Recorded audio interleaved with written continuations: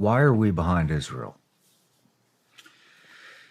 There's been a historic long-term alliance as a democracy in the Middle East.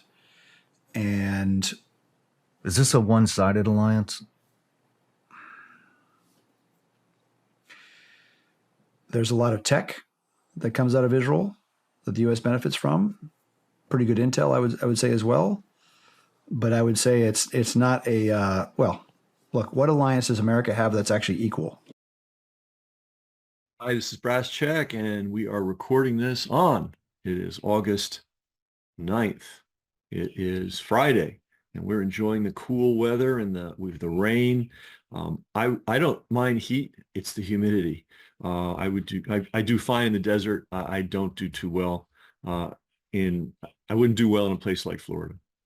Anyway, the book is out. Thank you to everybody who has supported it. Please support it. This is important. But anyway, I want to go to today's video. Peter Thiel, he's the guy that creates surveillance software for the U.S. government. He's supposedly Mr. Libertarian. He's really Mr. Authoritarian fascist. So anyway, here's an amusing clip. He's at some college, and somebody asked him a question about his program Lavender before October 7th, and before Israel was using AI to pick targets and murder people. We wrote in this book that this was happening, that it was going to happen, that there would be wars based on AI, where AI picks the targets and AI pulls the trigger. So anyway, Peter Thiel and his company created a product called Lavender. And Lavender basically searches databases and says, yeah, this guy looks like a bad guy. Put him on the kill list, not on the investigation list, not on the search warrant list, not on the arrest list, on the kill list. Oh, and by the way, let's wait till he's home with his family so he can kill the whole family too. That's Peter Thiel and his company. So anyway, somebody at a college asked him an intelligent question, and look at his answer. So what do you think about the use of artificial intelligence or Lavender by the IDF in identifying Hamas targets? And secondly, do you agree with Elon Musk about that the population decline is a risk for humanity?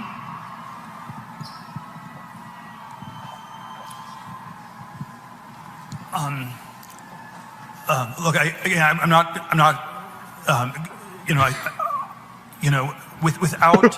without going into all the I'm not on top of all the details of what's going on in Israel. Be Joe Biden's speechwriter with that answer.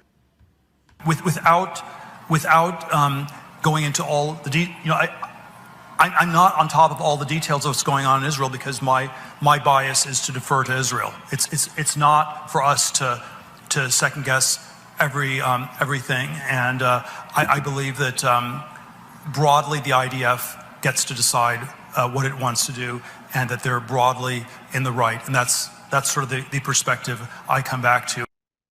Here's our good friend Scott Ritter, and we know Scott. We've known Scott for many years. We hosted Scott down in New Orleans. Wow, 2008, and here's him talking about people like Peter Thiel, but he's specifically talking about our beloved Congress. So anyway, here's that clip. If you're a representative of the United States of America, as all those people who are in the Congress applauding Benjamin Netanyahu, a foreigner, by the way, who was attacking Americans for carrying out their First Amendment rights of freedom of speech and freedom of assembly.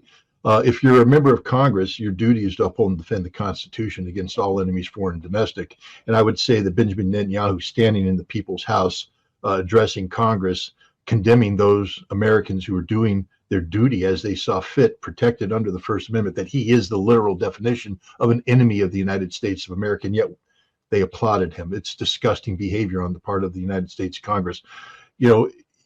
Freedom of speech isn't about supporting the speech that you agree with. It's about supporting all speech, whether you agree with it or not, especially if you don't agree with it, because that's when it needs to be defended, because there's a temptation to say, shut it down, close them out, shut them up. No, you never shut them up. If you don't like what someone's saying, come up with better ideas. Say it better. Debate them, but don't shut them down. Benjamin Netanyahu is an enemy of America, but even more so, every single one of those congressional representatives and senators who applauded that, they're enemies of America as well. Okay, so how is it that they get these people? How do they get them? Because you see them, they're got, right? News person asks them about Israel, and they don't just give you an answer. They go into freak out mode. We've seen that with Bobby Kennedy. He really disgraced himself many months ago when he was on, what's her name? Crystal Ball. I love that name, Crystal Ball show, where he was basically the most abhorrent pro-Zionist extremism shill that you can imagine. You talk about solutions for the Palestinian people. The Palestinian people are arguably the most pampered people by international aid organizations. Are you kidding me? No, even before this war, 78% of people in Gaza said they had, not enough food to eat. Right. Why are these guys so uptight? What's eating them?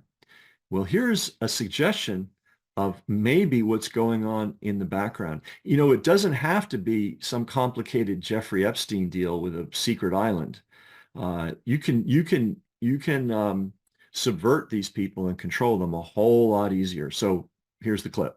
Like I said, I think they were trying to do some weird shit to me when I was in Israel. So it's like, go hang out with this chick over there. She's like, yeah, right. 14. Like, oh, this girl wants to sleep with you, and you're just like, that's just weird. They're trying to push a girl to sleep with you, and then they go in that room and do it. And she's a fan. Go in the room with the just cameras that are hidden. Yeah, that's what it was. Yeah, thankfully I was smart enough to say no. But that just popped in my head a couple weeks ago. Because remember there was this, I'm at this party, and then they throw this girl in my lap, but it didn't feel like the regular fan situation, because I know fans. I've been being a fighter. Girls will come want to sleep with you, but they more know who you are and stuff. And it was like, oh, this girl's a big fan. She wants to sleep with you. And I'm kind of like, she's attractive too, but looked a little young. But they think she's like 19 or something. And I'm just like, I don't like people trying to pressure me or anything sexual. And I was like, nah, it's good. But they were like so pushy about it. It was like really get weird. in that room, but there's no cameras, man. Yeah, it's so weird that came to me, and I'm like. I remember the time it just felt really weird. It didn't feel nothing natural about it, and I hated when people try to press me to do anything sexually. So I'm just like, no, and I left. But imagine if it did go back there, and then she wasn't of age. You wouldn't be here talking about I would be I could be like Jordan Peterson right now. Give them hell. Yeah, give them hell, Israel. Yeah. Give them hell, Jordan Peterson. Makes you wonder how many of these influencers have black. They all go to Israel. Everyone takes an Israel trip. Every politician. Yep. Like he's saying, a lot of politicians in the U.S., they take their Israel trip as well. A lot of men's weakness is women. They probably throw some girl, they get them all makeup, get them a little older. Hey, go in that room. Mm-hmm. Now you're on camera. Oh, she was 14, right? Huh? You better sign this bill here. There you go. Jerusalem's a center. Okay. You're going to do whatever we say from now on. Exactly. All right. And now we're going to replay something that we played very early in this whole catastrophe, this whole disgrace. A short list of some of the shills, the Zionist extremist shills. We don't call them Israelis because we hope. This is hope. This is that Israel could someday redeem itself, the country, right? Germany did. They got rid of their Nazis. Maybe Israel will get rid of their Zionist extremists. I think it'll be pretty hard, but it's technically feasible. So I don't talk about Israel so much as I talk about Zionist extremists. Also, I think that puts the focus where it belongs, right? Because you can be an American, like a congressman or someone running for president or a celebrity, and be a supporter of Zionist extremism. And if you're a supporter of Zionist extremism, you are a Zionist extremist, right? That's the law. If you support terrorism, they will come for you, and you will be put in the same cage as the people that actually carried out the act. So I think fair is fair. If you're a supporter of Zionist extremism, you are a Zionist extremist. So we've made this film documenting. It's a small list. It's a short list. But we want to make sure that people know who's who and who continues at this late date. And what date did I say it was? It's August 9th. This has been going on October, November, December, January, February, March, April, May, June. Unbelievable. I don't know how they're holding on. And remember, this is targeting civilians, and it's specifically targeting children, because that's their calculation. They want to destroy, they want to kill and maim the next generation. Because obviously the people for whom Palestine is their true homeland, the Palestinians, aren't going to give up their homeland. And God bless them. And anyway, here's the shills. Here's our shill film.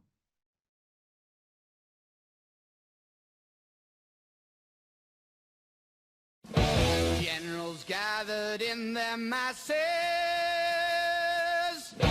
just like witches at black masses. Evil minds that plot destruction, sorcerer of death's construction. In the fields of bodies burning, as the war machine keeps turning. Death and hatred to mankind, poisoning their brainwashed minds. Oh Lord, yeah.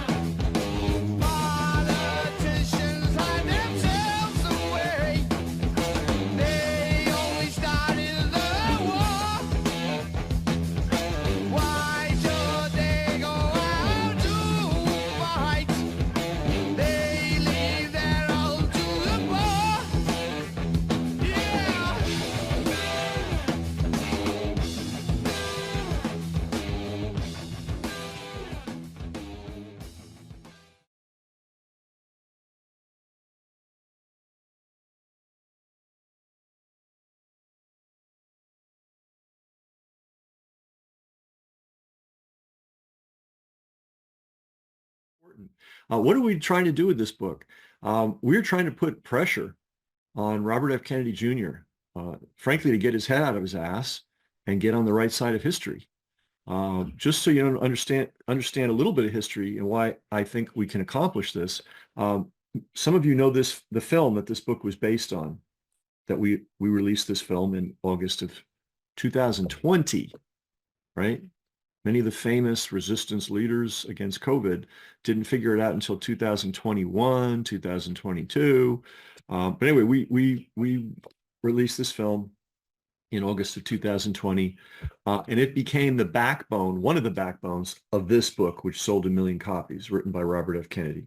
And we are cited, I forget, I have the details in this book somewhere. Let me see if I can find it. Here's all the I don't know if you can see that, but this is all the places where Kennedy cited our book in his book.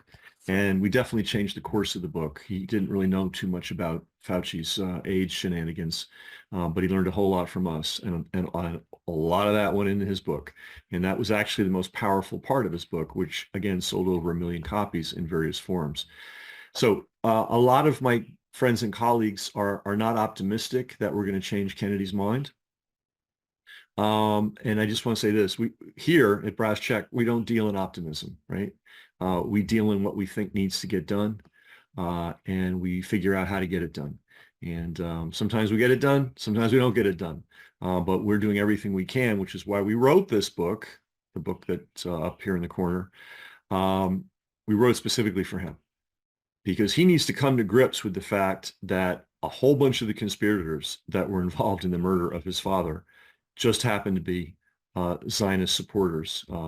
It's one of the secrets in the book. I'll let it out to you right now. One of the key men in the CIA's history, who you may or may not have ever heard of, was considered America's greatest Zionist by Israel itself, by the leaders of Israel.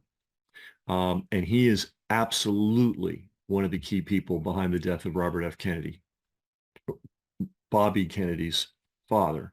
So we documented in this book. We're the first to document it. If he reads this book, he may not even read it, but he is a reader, so maybe he'll read.